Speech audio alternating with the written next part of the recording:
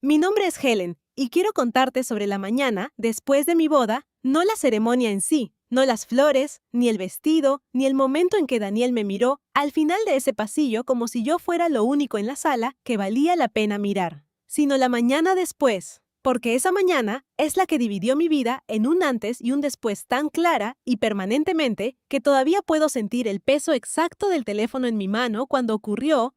Y para entender esa mañana, necesitas entender cómo fue el día anterior, porque el día anterior fue mi boda, el día que pasé 14 meses planeando, ahorrando, poniendo cada hora libre y cada pensamiento en ello. El lugar se reservó con 8 meses de anticipación. Las flores se pidieron y se acomodaron exactamente como las había imaginado, blancas y suaves, llenando la sala con algo que se sentía como esperanza. La comida la preparó una empresa de catering que elegí después de 3 fines de semana probando opciones. Las sillas estaban en filas perfectas con cintas blancas atadas con cuidado en las puntas. El fotógrafo estaba ahí. El oficiante estaba ahí. Mi esposo Daniel estaba al final de ese pasillo con las manos entrelazadas frente a él y los ojos ya llenos de lágrimas antes de que yo siquiera apareciera en la puerta.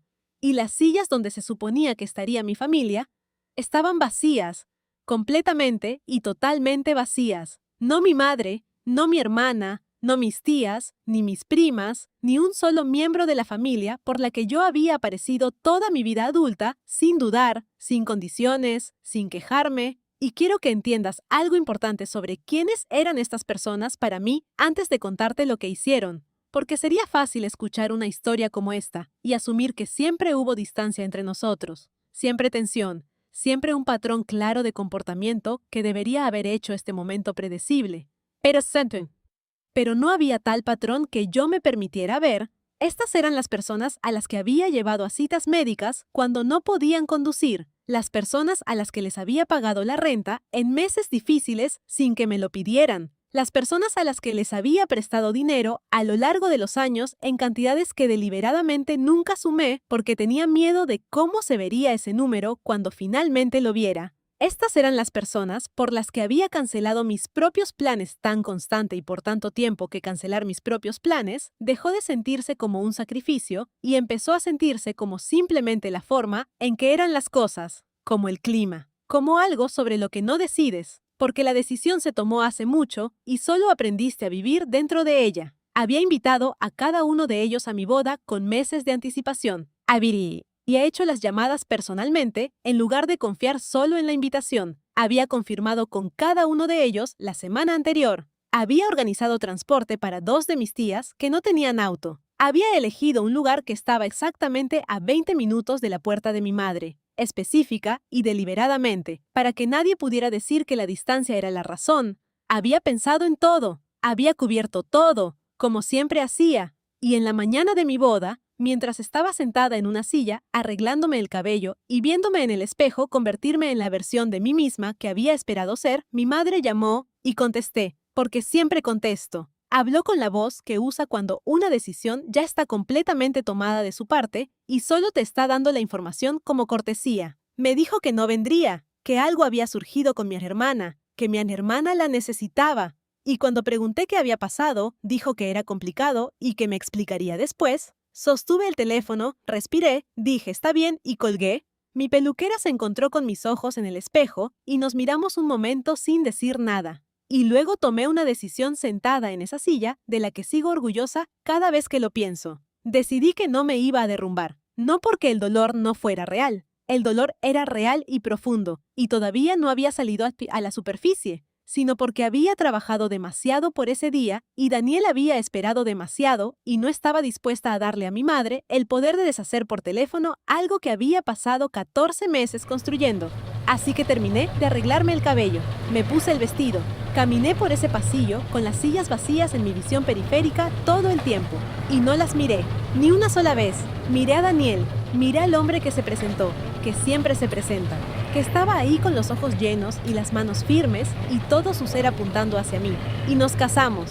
Se comió la comida, sonó la música y el fotógrafo capturó 100 momentos que pertenecían solo a los dos y no tenían nada que ver con la gente que faltaba. Y para cuando la noche llegó a su fin, casi me había convencido de que estaba bien. Entonces llegó la mañana siguiente, Daniel había salido temprano a buscar desayuno y yo estaba sentada en el silencio de nuestra habitación de hotel cuando mi teléfono sonó. El nombre en la pantalla era el de mi madre, y contesté, porque soy el tipo de persona que contesta, que siempre ha contestado, que nunca ha visto su nombre aparecer y sentido la libertad de simplemente no responder. Dijo buenos días con exactamente el tono que siempre usa, fácil y normal, como si nada en particular hubiera pasado, como si las sillas no hubieran estado vacías, como si yo no hubiera caminado por un pasillo la tarde anterior sin que un solo miembro de mi familia estuviera presente para verlo. No preguntó cómo estaba, no dijo nada sobre la boda, ni el día, ni el hecho de que su hija se había casado sin ella. Pasó directa y sin pausa a la razón de su llamada. Mi hermana necesitaba $8,600. Había una situación. La familia contaba conmigo como siempre había contado conmigo. Sabía que yo había estado ahorrando. Esto era urgente, esto era importante. $8,600. La mañana después de mi boda, dicho en el mismo tono que cada otra petición que había venido de esa dirección, cierta y sin apuro, llevando la suposición silenciosa de que yo lo resolvería, como siempre había resuelto todo. Me senté en el borde de esa cama de hotel, sostuve el teléfono contra mi oído y escuché, y noté algo ocurriendo dentro de mí que nunca había experimentado antes en ninguna conversación con mi madre a lo largo de toda mi vida, una quietud tan completa que casi tenía una cualidad física, no la quietud de alguien calculando cómo hacer que los números funcionen, no la quietud de alguien pensando cómo decir que sí sin alterar demasiado sus propios planes, sino la quietud de alguien que ha estado caminando un camino muy largo por mucho tiempo y ha llegado sin ceremonia. A su final, cuando terminó de explicar, no levanté la voz, no lloré,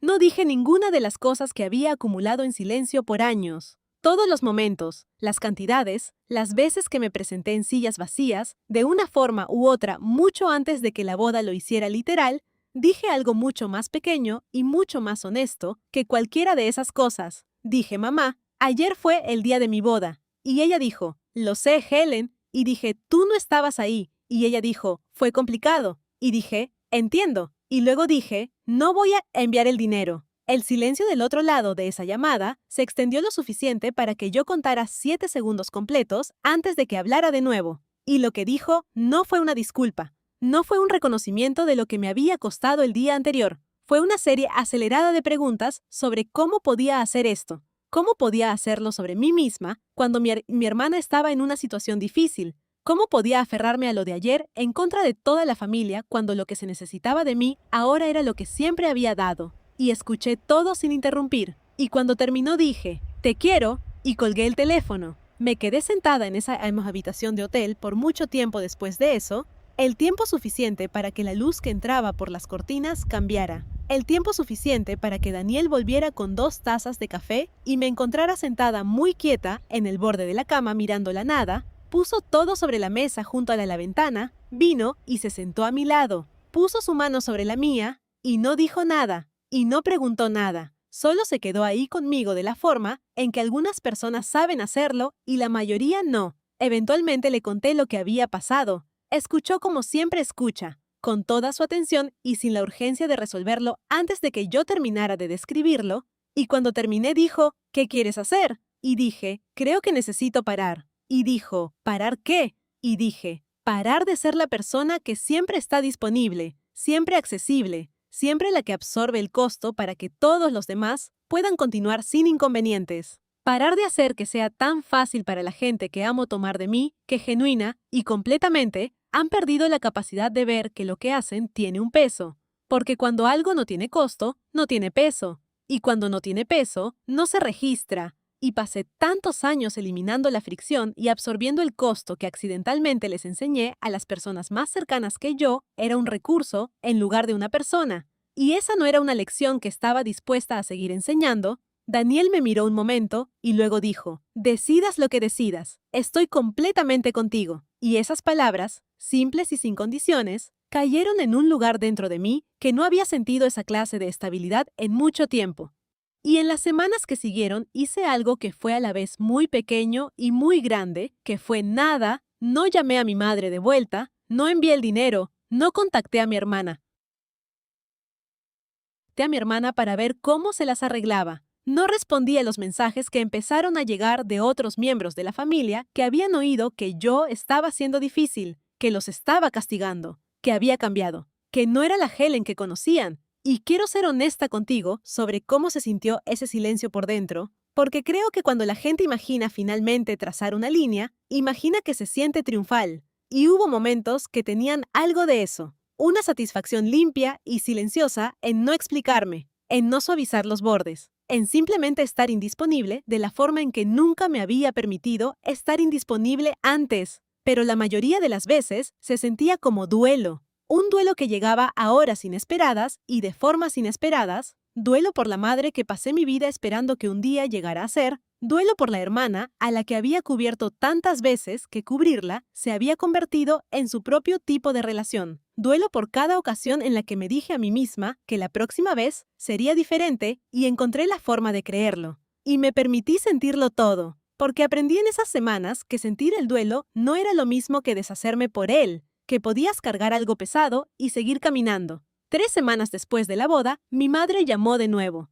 Esta vez su voz era diferente, más quieta y menos segura. La actuación de facilidad había desaparecido por completo. Dijo: Helen, creo que necesitamos hablar. Y dije: creo que sí. Y ella dijo: sé que no estuve ahí. Y dije: sí. Y entonces dijo algo que en toda mi memoria de ella nunca le había oído decir. Dijo: lo siento. No, lo siento que te sientas así. No, lo siento, pero solo lo siento. 3 palabras, sin calificación, sin desviación, sin nada adjunto, excepto las palabras mismas. Me quedé con esas palabras un momento porque quería recibirlas con honestidad en lugar de inmediatamente. Quería entender qué eran y qué no eran. Y lo que eran era un comienzo, no una resolución, no una reescritura de todo lo que había venido antes, pero una grieta en algo que había estado sellado por mucho tiempo. Y le dije que aceptaba la disculpa, que la quería y que no iba a enviar el dinero, y que necesitaba que entendiera que la razón no era castigo ni enojo, sino algo mucho más simple, que cada vez que hacía que fuera fácil y sin costo para mi familia tomar de mí, les estaba comunicando que no había costo. Y esa comunicación había formado cada dinámica entre nosotros por todo el tiempo que podía recordar, y no estaba dispuesta a seguir enviando ese mensaje. Ella se quedó callada tanto tiempo que pensé que había colgado el teléfono y luego dijo: te escucho. Y si realmente me escuchó o si ese momento fue el inicio de un cambio genuino o solo una pausa antes de que el viejo patrón se reanudara, no puedo decírtelo con certeza, porque esa historia no tiene un final cerrado. Lo que sí puedo decirte es que me alejé de esa conversación sintiendo algo que no había sentido en relación con mi familia en más tiempo del que podía recordar con precisión, que era una persona separada, que Helen existía no como una función, ni un respaldo, ni la que lo resuelve, sino como una mujer que tuvo un día de boda que merecía ser presenciado. Y una mañana después que le dijo algo verdadero sobre dónde estaba parada y lo que estaba dispuesta a cargar hacia adelante, y lo que finalmente, después de tanto tiempo, estaba preparada para soltar. Y si estás en algún lugar ahora mismo y reconoces el cansancio particular que estoy describiendo, el cansancio de ser la que siempre aparece por la gente que no aparece por ti, la que contesta cada llamada, cubre cada hueco y absorbe cada costo mientras la gente que amas sigue adelante sin registrar nunca el peso de lo que eso te ha quitado, quiero que sepas que el momento en que dejas de hacerlo fácil no es una traición a nadie, no es crueldad ni egoísmo. Es la primera contabilidad honesta de lo que las cosas realmente cuestan y de lo que tú realmente vales, y también, en silencio y sin ninguna ceremonia, es la primera cosa genuinamente honesta que te has ofrecido a ti misma en mucho tiempo. Y mereces esa honestidad. Helen merecía esa honestidad. Y tú también,